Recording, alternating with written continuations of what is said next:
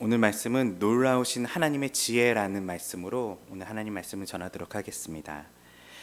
이번 주 우연치 않게 제가 TV를 한번 보게 됐었는데요. TV를 보는 프로그램 중에 참 이렇게 전에는 사실 잘 보지 않았던 프로그램인데 최근 한 몇 개월간 제가 아이를 낳고 난 이후에, 제가 출산한 건 아니지만 저희 집 아이가 생긴 이후에 자주 보게 되는 프로그램이 하나 있습니다. 그 프로그램은 무엇이냐면 우리 아이가 달라졌어요 라는 프로그램입니다. 그 프로그램을 보면 한 아이에 문제가 있는 아이가 나타나고 또 문제가 있는 부모가 나타납니다. 그리고 그것을 완벽하게 해결하는 한 사람이 등장합니다. 그래서 그 사람만 그 가정에 오면 부모에게 어떻게 해야 된다, 자녀는 어떻게 가르쳐야 된다, 이렇게 지도해야 된다라고 얘기하면 그대로만 행하면 자녀의 어떤 나쁜 버릇이 싹 고쳐지는 어떤 그런 모습을 볼 수 있었습니다. 이번 제가 봤던 이제 그날 그 내용에서는 그 코치를 하는 그 선생님께서 부모의 아이를 앉혀놓고 이렇게 사진을 보여줬습니다. 이렇게 사진을 보여줬는데 사진이 무엇이냐면 가족들의 얼굴이 있는 사진이었어요. 그걸 이렇게 막 섞더니 아이를 불러놓고 누구야 누가 가장 너는 좋아? 라고 가장 좋은 사람부터 뽑아봐 라고 이야기했습니다. 그래서 그 아이는 딱 그 사진을 보더니 잠시도 망설임 없이 한 장을 뽑았습니다. 저는 사실 이걸 보면서 나는 어렸을 때 저렇게 쉽게 뽑지 못했었는데 저희 부모님께서 저한테도 많이 질문했던 것 같아요. 아마 여러분의 부모님도 질문을 많이 하셨을 거예요. 엄마가 좋아? 아빠가 좋아? 아니면 또 여러분들이 자녀들한테 질문을 많이 했겠죠. 엄마가 좋아? 아빠가 좋아? 그 질문을 할 때면 자녀는 아이의 입장에서는 부모님을 이렇게 눈치를 보고 머뭇머뭇거리면서 여기서 누구를 좋다 해야지 지금 내가 상황이 유리한 것인가, 누구를 좋다 해야지 우리 가정이 화목할 수 있을까, 어린 아이부터 그런 생각을 가지고 머뭇머뭇거리는 모습을 볼 수 있습니다. 그런데 그 아이는 그 질문에 어떤 잠시의 생각도 없이 한 장의 사진을 뽑아들었습니다. 그 사진 속의 주인공은 바로 뽀로로였습니다. 네. 엄마도 아빠도 아닌 뽀로로 사진을 뽑으면서 자기는 뽀로로가 가장 좋다고 했습니다. 그러니까 이제 문제가 있는 아이가 됐겠죠. 오늘 내용과 이 내용이 그렇게 직접적으로 연관이 있는 건 아니지만 사실 어떤 이 아이처럼 우리가 인생에 어떤 누군가 질문을 던지고 어떤 문제에 나름 그 아이에게는 문제에 봉착한 거예요.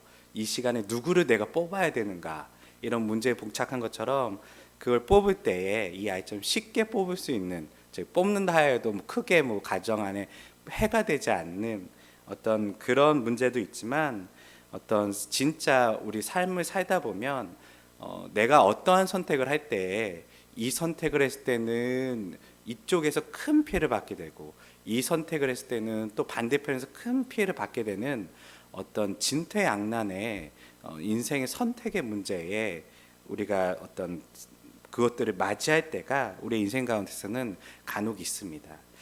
특별히 하나님께서도 물론 하나님께서는 어떤 진퇴양난의 문제를 겪을 수는 없겠죠. 왜냐하면 그분은 지혜로우시고 그분은 온전하시고 완벽하신 어떤 하나님이시기 때문에 우리처럼 어떤 지혜가 부족함으로 선택의 어려움은 없으시겠지만 인간의 입장에서 하나님을 바라본다면 하나님께서도 진퇴양난의 문제를 겪으실 만한 상황이 있었다라는 어떤 생각을 성경을 보면서 잠시 하게 되었습니다.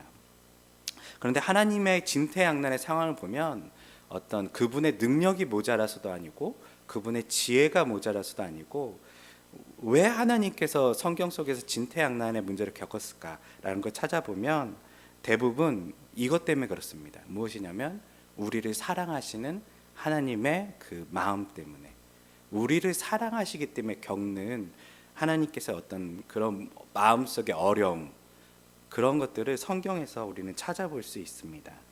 이 마음이 가장 잘 표현되어 있는 성경은 우리가 잘 알다시피 호세아서입니다. 호세아서에 보면 어떤 고멜이라는 음란한 음란한 자신의 아내가 나타나게 되죠. 하나님께서 고멜과 결혼하게 하시고 계속적으로 음란한 행위를 그 아내가 함에도 불구하고 그 아내를 다시 데려다가 씻기고 다시 정결케 해서 다시 같이 살고, 그러면 또 아내는 또 도망을 가서 음란하게 살아가고, 그러면 다시 데려다가 또 씻기고 정결케 하고 사랑해주고, 어떤 이런 것들을 계속 반복하면서 하나님께서 어떤 죄인인 인간을 어떻게 사랑하셨는지, 하나님을 떠나서 늘 음란하게 살아가려고 하는, 다른 것들을 더 사랑하려고 하는 인간을 어떻게 사랑하시는지에 대해서 그 어떤 고민들, 그런 마음들을 우리는 호세아서에서 볼 수 있습니다. 그렇기 때문에 하나님께서는 인간을 어떤 구원하시고자 할 때에, 인간을 사랑하셔서 구원하시고자 할 때에 겪는 어떤 진퇴양난의 문제를 오늘 로마서에서는 이 문제를 어떻게 해결하였는지에 대해서 아주 잘 기술해주고 있습니다. 그것은 바로 예수 그리스도를 통해 나타나는 하나님의 의라는 어떤 그 방법으로 이 진퇴양난의 문제를 해결하셨다라는 것을 보여주며, 하나님의 놀라운 지혜가 그 구원의 어떤 놀라운 그 역사 속에, 구원의 그 방법 속에 숨어 있다라는 것들을 우리는 성경 말씀을 통해 볼 수 있습니다. 우리가 잘 알듯이 범죄한 어떤 인간, 아담 이후에 범죄한 인간은 잠시 살고 있지만 사실 실존적으로는 죽은 존재들입니다. 제가 전에도 설명했듯이 그 상태를 가장 쉽게 표현할 수 있는 게 나무의 상태입니다. 나무가 생명력이 있으려면 뿌리부터 연결되어 그 줄기와 그 나무가 하나의 어떤 생명이 된 큰 나무에 붙어 있을 때에 생명이 있지, 만약에 이 나무 가지를 잘라다가 밖에 던지면 보기에는 잠시 살아 있습니다. 아마 큰 나무를 나무의 가지를 자르면 자른 그 가지 안에서도 싹이 피는 걸 볼 수 있습니다. 그럼 얼핏 보면 생명이 있는 것 같습니다. 얼핏 보면 그 나무가 아직도 살아있는 것 같습니다. 그러나 그 나무의 끝은 반드시 죽게 되어 있습니다. 그 나무는 반드시 말라가게 되어 있고, 그 잠시의 어떤 생명력은 있는 것 같아 보이지만 그 결국은 어떤 죽을 수밖에 없고, 그 결국은 시들 수밖에 없는 어떤 그 현실이 바로 우리 인간들의 현실이라는 것입니다. 그래서 죄인인 인간은 잠시는 살아있는 것 같지만, 보기에는 살아있는 것 같지만 실제로는 죽은 상태, 실제로는 죽어가고 있는 상태, 어떤 그런 상태에 놓였다는 것을 우리는 알아야 할 것입니다. 그런 어떤 인간을 하나님께서 구원하시려면 인간을 사로잡고 있는, 인간이 왜 죽게 되었는지에 대한 그 원인을 해결하셔야 됩니다. 근데 그 원인은 바로 오늘 우리가 성경 말씀에서 늘 보듯이 죄라는 문제입니다. 인간이 하나님께로부터 떨어져 나간 이유는 죄 때문입니다. 왜냐하면 하나님은 거룩하시고, 하나님은 완전하시고, 하나님은 어떤 죄와는 함께 할 수 없는 그런 분이신데, 인간이 죄를 지음으로 말미암아 하나님과의 관계가 깨어지게 되고, 하나님과의 어떤 연합에서 우리는 떨어져 나온 어떤 그런 문제가 생긴 것입니다. 그래서 죄라는 문제를 해결하시려는 하나님의 모습이 성경 전체에 우리에게 보여주면서 죄를 어떻게 다루시는지, 이 죄를 어떻게 하나님께서 우리를 속죄하시는지에 대해서 남은 바로 성경의 역사가 바로 구속사입니다. 하나님께서 죄를 해결하시는 방법은 쉬운 방법이 있습니다. 무엇이냐면 죄를 도려내면 됩니다. 죄를 도려내서 죄를 아예 죽이면 됩니다. 그런데 문제가 있습니다.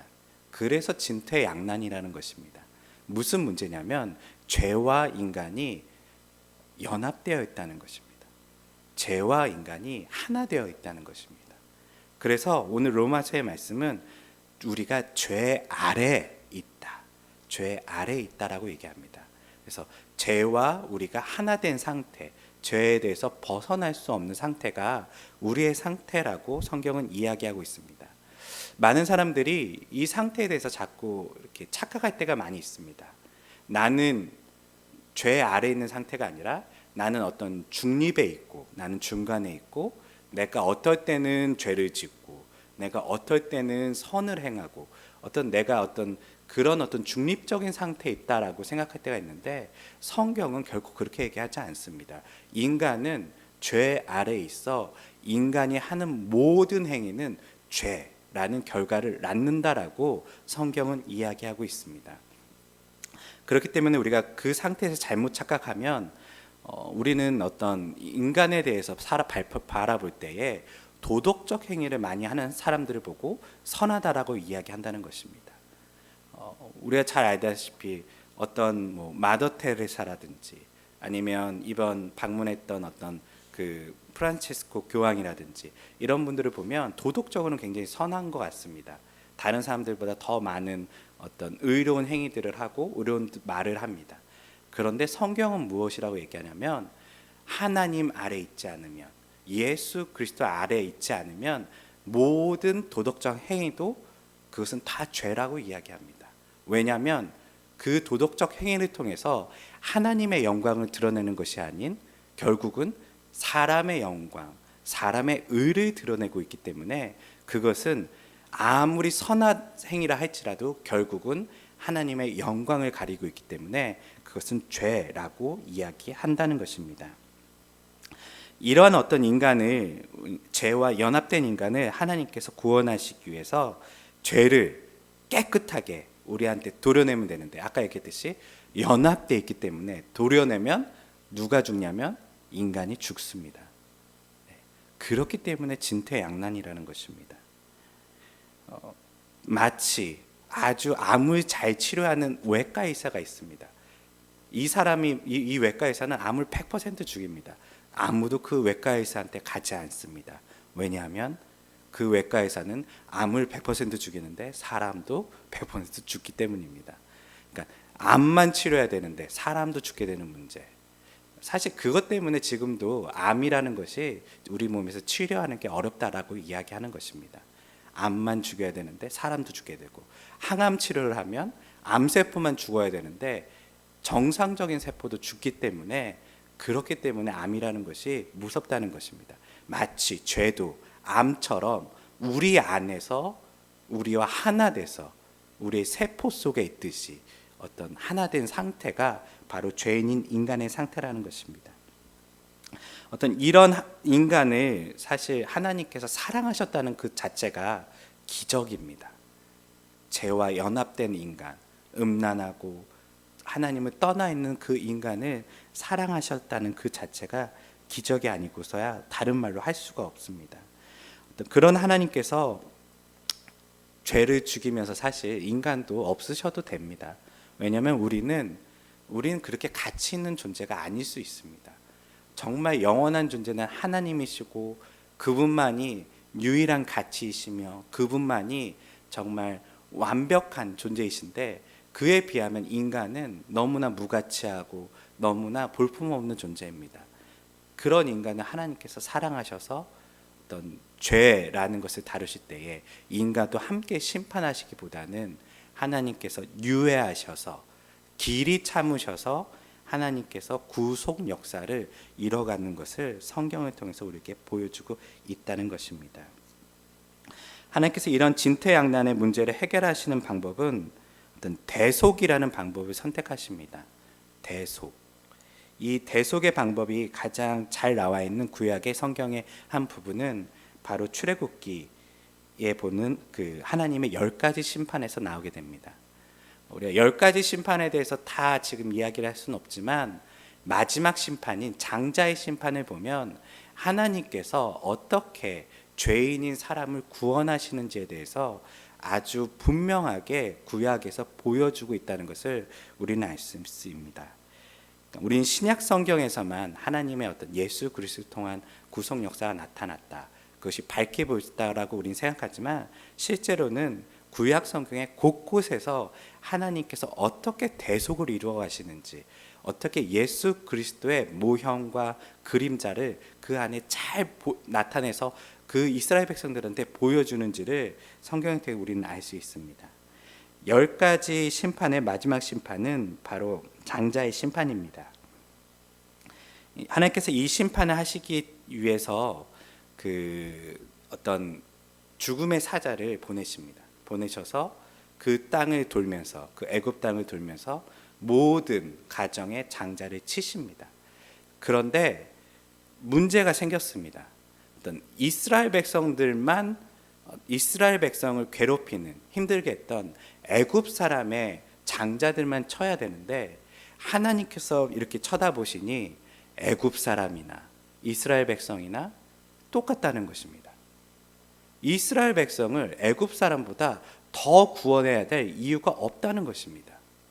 물론 아브라함에게 약속하셨고, 물론 그 아브라함의 자손들에게 언약을 주셔서 너희를 구원할 것이다, 너희를 나중에 가나안 땅으로 다시 불러올 것이다 라고 말씀하셨지만, 그 약속 말고는 인간이란 어떤 자체를 두고 본다면 이스라엘 백성이나 애굽 백성이나 똑같이 죄악되고 똑같이 하나님을 대적하는 사람들이었기 때문에 그들을 차별해서 구원할 수는 없었다는 것입니다. 만약에 하나님께서 그냥 이스라엘 편만 드셔서 이스라엘만 편애하시는 하나님, 이스라엘만 그냥 죄를 관가하시고 이스라엘만 눈 감아주고 이렇게 받아주시는 하나님이었다면, 그렇게 된다면 하나님의 공의가 깨어지게 되고, 그렇게 된다면 하나님은 마치 그 당시 고대 중동에서 각각의 자신의 민족을 지켜주는 지역신 정도밖에 되지 않는 어떤 편협한 모습을 보일 수밖에 없다는 것입니다. 그런데 하나님께서는 놀라운 지혜를 그 가운데 보여주십니다. 그것이 바로 유월절의 사건입니다. 하나님께서 하시는 방법은 바로 어린 양의 어린 양을 잡아서 어린 양의 피를 문설주에 바르는 그 가정에는 그 죽음의 사자가 임하지 않고 그곳을 넘어간다 라고 얘기하시면서, 그래서 유월절이라고 이야기하는 것입니다. 바로 이 방법은 단순하게 우리는 그냥 이스라엘 백성들에게 이렇게 피를 바르면, 어린 양의 피를 바르면 살 수 있다라고 약속하신 것이 아니라, 이 방법이 무슨 방법이냐면 믿음의 방법이라는 것입니다. 죽음의 사자가 단 한 가지 방법, 어린 양의 피를, 그러니까 어린 양을 죽여서 그 피를 문설주에 바른 사람들, 그 가정만 살 수 있는 방법, 그것을 믿고 그 대속의 그 피를 믿는 사람들에게만 구원이 임하는 그 방법이 바로 오늘 출애굽기에서 보여주신 하나님의 방법이라는 것입니다. 이 방법에는 차별이 없었습니다. 성경에 나와 있지는 않지만 저는 그렇게 생각합니다. 이집트 사람들 중에 이스라엘 백성들과 친한 사람이 없었을까요? 이스라엘 백성에게 잘해줬던 사람은 없었을까요? 있었다면, 만약에 저한테 하나님께서 그 방법을 알려주셨다면 저는 얘기했을 겁니다. 하나님께서 내일 밤에 모든 가정의 장자를 치시는데 어린 양의 피를 문설주에 바른 가정은 하나님께서 구원하신다고 하셨다. 그리고 그 사람에게 저는 얘기했을 겁니다. 그러면 그 사람이 그것을 듣고 믿고 이집트 백성이지만 문설주에 피를 발랐다면 그 가정은 살았을까요, 죽었을까요? 살았습니다. 성경에 보면 이스라엘 백성만 살지 않았다는 것이 출애굽기에 잘 나와 있습니다. 출애굽을 할 때에 뭐라고 써 있냐면 이스라엘 백성들과 잡다한 족속들이 함께 출애굽을 했다라고 이야기합니다. 그 말은 무엇이냐면, 처음부터 하나님께서는 어떤 이스라엘 백성들만 구원하려고 하신, 어떤 민족을 구원하시는 하나님이 아닌 이스라엘, 즉 하나님의 백성들, 하나님을 믿음으로 믿고 따라갔던 그 사람들을 출애굽하시고자 했던, 구원하시고자 했던 그런 하나님을 구약 성경에서도 분명히 보여주고 있다는 것입니다. 그것이 바로 구약에 나오는 하나님의 의의 가장 대표적인 사건이라고 할 수 있습니다. 어떤 자격이 없는 이스라엘 백성들이 믿음으로 어린 양의 피를 발라 죽음에서 생명으로 옮겨진 것처럼, 바울은 오늘도 하나님의 의는 자격 없는 사람들이 어린 양 대신 예수 그리스도를 그 십자가에서 이루신 그 속죄를 믿음으로 믿는 사람들에게 하나님께서 주시는 어떤 은혜라고 이야기하고 있다는 것입니다. 그렇기 때문에 바울은 무엇이라고 얘기하냐면 우리가 자랑할 것이 없다라고 이야기한다는 것입니다. 한번 우리의 삶을 살펴봅시다. 하나님께서 우리를 구원해 주셔야 될 이유가 있습니까? 저는 이 문제로 많이 고민한 것 같습니다. 하나님께서 왜 나를 구원해 주셨을까? 분명히 이유가 있을 거야. 분명히 이유가 있을 거야. 그런데 계속 인생을 살아도 이유를 모르겠습니다. 인생을 살면 살수록 죄를 계속 더 지고 있지, 점점점 제가 뭐 이렇게 더 막 그 어떤 성인의 방면에 제가 올라가지 않고 오히려 저의 죄에 대해서 더 적나라하게 제 마음을 살피게 되는 것을 더 깨닫게 됩니다. 그러면서 왜 하나님께서 날 구원해 주셨을까? 라는 어떤 질문에 대해서 이제는 그 질문이 아닌 하나님, 나 같은 사람도 구원해 주셨군요. 하나님, 내가 주님 앞에 사실 쓸모 있는 존재가 아닌데, 내가 주님께 나갈 수 있는 존재가 아닌데 나 같은 사람에게 이렇게 은혜를 주셨군요 라고 이야기하면서 점점점 어떤 전에는 나의 의를 드러냈지만 이제는 하나님의 의를 의지하는 사람으로 제가 변해가고 있다는 것을 느끼게 됩니다. 아마 이곳에 있는 모든 성도님들도 아마 신앙생활을 오래 하면 오래 할수록 그것들을 경험하게 되실 것입니다.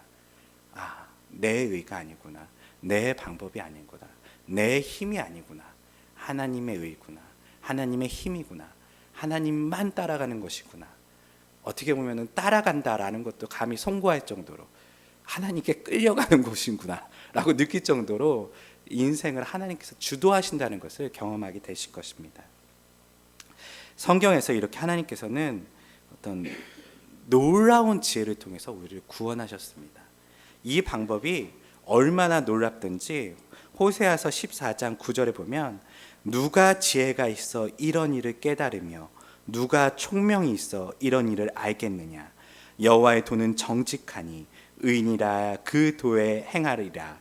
그러나 죄인은 그 도에 거쳐 넘어지리라 이렇게 하면서 하나님께서 어떠한 지혜를 가지셨는지, 하나님께서 얼마나 정말 놀라우신 분인지에 대해서 호세아가 감격하는 모습이 나타납니다. 그것처럼 이 지혜가 너무나 커서 사실은 성경의 모든 곳에서 드러나지만 아무도 발견하지 못했다는 것을 우리는 역사를 통해서 알 수 있다는 것입니다. 심지어는 예수님 당시에 사탄도 이 하나님의 놀라운 구속의 그 지혜, 그 구속의 그 지혜에 대해서 알지 못해서 넘어졌다는 것입니다. 만약 사탄이 예수 그리스도의 속죄를, 인간이 죽어야 되는데 하나님이 죽은 그 지혜를 사탄이 깨달았다면 예수 그리스도를 십자가에 못 박았을까요? 전 그렇게 생각하지 않습니다. 사탄도 알지 못했다는 것입니다. 심지어는 종교 지도자들도 알지 못했습니다. 심지어는 그 당시에 율법을 외우고 살았던 그 구약의 많은 이스라엘 백성들도 감히 깨닫지 못했습니다. 오직 하나님께서 성령을 통해서 지혜를 주신 사람들에만 그 지혜가 깨달아졌다는 것입니다. 이런 놀라운 것이 지금 우리에게, 이 새벽에 나온 우리에게 다가오고 그 지혜가 우리를 구원했다는 것, 우리가 알아진다는 것, 그것을 내가 믿을 수 있다는 것이 정말 놀라운 어떤 기적 같은 일이라는 것입니다. 저는 이런 칭의 속에 담긴 하나님의 지혜를 볼 때마다 이렇게 고백할 수밖에 없습니다. 오, 하나님 너무 놀랍습니다. 오, 하나님 정말 대단하십니다. 제가 이 말씀을 읽으면서도, 이 말씀을 준비하면서도 이 말씀을 어떻게 풀어줄까 이 고민하다가, 이건 풀어주는 어떤 의미보다 더 중요한 것은 하나님의 이 지혜에 우리가 감격하는 일이 좀 필요하다라는 생각을 하게 됐습니다. 정말 놀랍지 않습니까? 이 놀라운 것을 하나님께서 여러분들에게 알려주셨다는 것입니다. 지식이 부족한 저 같은 사람에게도, 학벌이 부족한 사람들에게도, 가난한 사람에게도, 부유한 사람에게도, 모자란 사람들에게도, 풍성한 사람들에게도 아무런 어떤 차별 없이 하나님께서 이 지혜를 성령을 통해서 우리에게 주셨다는 것이 생각만 할 때마다 너무나 마음이 벅차고 감격할 수밖에 없다는 것입니다. 사랑하는 성도 여러분, 정말 이러한 하나님이라면 정말 우리를 구속하기 위해서 몇 천 년의 역사를 준비하시고 계획하시고 치밀하게 그것을 이뤄가시는 하나님이 성경의 하나님이시고 우리가 믿는 하나님이시고 지금도 역사하시고 살아계신 하나님이라는 것을 우리가 믿는다면 이런 하나님께 우리의 인생을 맡겨도 되지 않겠습니까? 독생자를 나를 대신해서 우리를 대신해서 주실 만큼 우리를 사랑하시는 하나님이라면 정말 우리의 모든 사랑을 그분한테 드려도 정말 괜찮지 않겠습니까?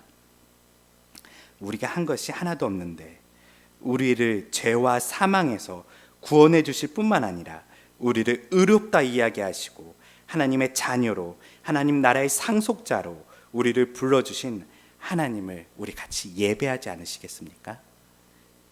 이러한 하나님을 날마다 찬양하며 감사하며 하나님을 기뻐하시는 모든 성도님들이 되시기를 오늘 주님의 이름으로 소망합니다. 기도하겠습니다.